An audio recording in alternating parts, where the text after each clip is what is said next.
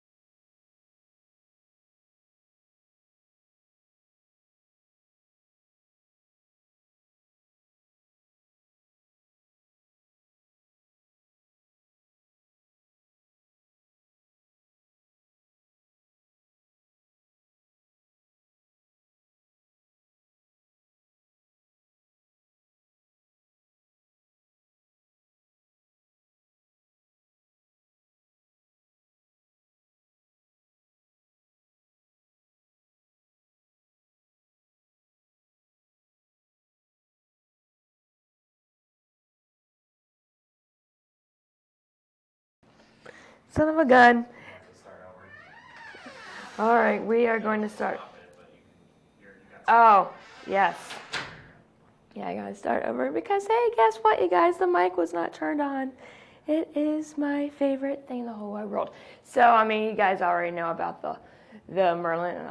Make sure that if you need any help with the site, to check out us. Give us a call and we can set up the training. But anyway, let's get back to what is going on for today. Again, Front Range all the way down to the south to New Mexico, as well as into Texas. I think most of the storms will start discrete initially, but then it will start to line out as we get into the rest of the evening, and then a smaller chance for hail in the eastern part of the country from Kentucky, the Ohio Valley, eastward into the Virginias and the southern part of Pennsylvania. So we are going to take a few looks here.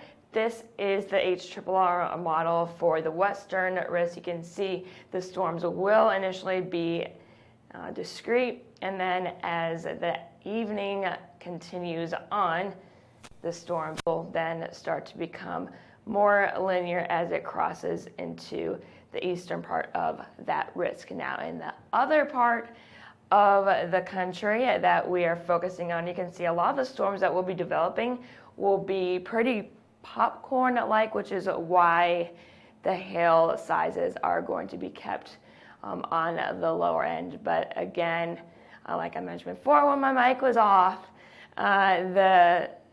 there is a chance that there could be an isolated golf ball here or there, but I think for the most part, the hail sizes will stay 1.5 inches or lower. So let's take a look at tomorrow. This is just a preliminary forecast. We do again have two areas that we will be watching. The main one will be here in the southern plains.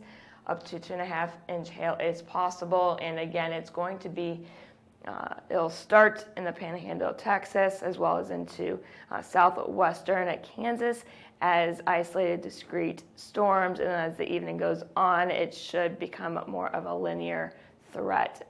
And then again, we still have this area that we'll be watching with another disturbance still basically in the same areas that we're watching today, from Kentucky eastward into the Virginias, maybe as far south as the Carolinas. So here is the NAM model. You can see that once again the storms will be developing and they'll be discrete, and then as the evening goes on, it will be more linear in nature. And then in the eastern part of the country, again, very popcorn-like storm activity. So I am not expecting the storm hail sizes to be very large. It'll be quite a surprise if they do. So let's get into the next 5 days, if I can get it going here. That's all sponsored by the Merlin Law Group as well as C3. Thanks again for sponsoring this. And here are the next 5 days. Okay, so today we do have some chances for some higher populations to get hit. Denver, for example, Colorado Springs, Pueblo, maybe as far east as Lubbock. So that's why I have the high here for the population. Up to 2.5 inch hail is possible.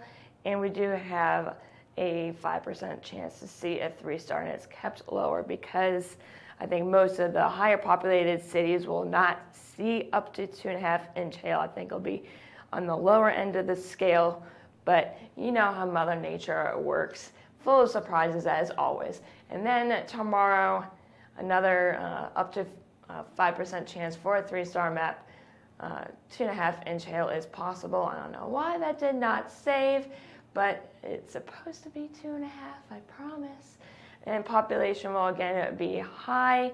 And then as we get into Wednesday, 2% chance for a 3-star, and up to golf ball size hail, and population is set at moderate. And then as we get into Thursday and Friday, we'll get into where those areas are. 5% chance for a 3-star map, up to golf ball size hail for Thursday and Friday, and the population will be set at moderate. And hopefully this will work in a second. Oh yes, it did not work, but I do want to show you some other things. So just a second, you guys. This may hurt the brain. It may turn white. For some reason, this version did not save because PowerPoint is so much fun, and it's Monday. Fun stuff. Mondays are always so much fun. Okay.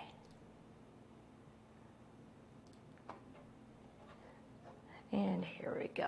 I fixed it. I am technology kind of savvy sometimes, right? Okay, so let's look at the next few days. This is at Tuesday. Again, this is all preliminary. We do have, again, those two areas that we are watching here in the Southern Plains as well as into the eastern part of the country. And then as we get into Wednesday, that area that we'll be watching for Tuesday will start to move on east. The eastern part that we have been watching for, that we'll be watching for today and tomorrow, will move off the coast, but then we do have another area in the Northern Plains that we'll be watching on Wednesday. Thursday, we do have 2 more areas that we'll be watching. Another system will be moving into the country from the Pacific, so I think areas in the northern Rockies from Denver up into Wyoming and Montana, you will be under the gun possibly on Thursday. We're still a few days out, you guys, so don't get too excited just yet. And then the system that's going to be impacting the Southern Plains on Tuesday and Wednesday will move to the eastern coast by Thursday, and then by Friday we have a small chance for some hail in Nebraska, northern Kansas, as well as into Iowa. So let's take a look at the long range. We do have a few disturbances. Here is one that's going to be moving on to the east here. There's also another disturbance that will be causing the activity here for this afternoon, evening. I'll do another right here. Okay, here's Monday. Here's the one that we'll be watching. And then it's going to be moving on to the east Tuesday, Wednesday, Thursday. Here's the next one that will be causing some problems in the northwest, and it'll be moving on to the east. So there's just a few little disturbances for now. That Thursday one, I think, will be the one that we'll be watching, I think, a little bit more closely because it looks, well, a bit bigger. But yes, a lot of activity is possible this week, so make sure you stay tuned to everything that we have here. And if you haven't already, make sure you set us first on our Facebook page. All you need to do is go to the Facebook page, click on the follow button, and then select See First so you don't miss anything. Again, I think this could be a very active week. We're not in peak season anymore, but still an active part of the year. So you don't want to miss anything. Make sure you have everything set. And as always, if you have any questions, any concerns, any ways that we can help you out, give us a call at 855-334-4245. You can email us at info@hailtrace.com. Check out our website, hailtrace.com. And then we also have an Instagram page. So make sure you check that out as well. And I am meteorologist Heather Kane. I hope you all have a great rest of your Monday.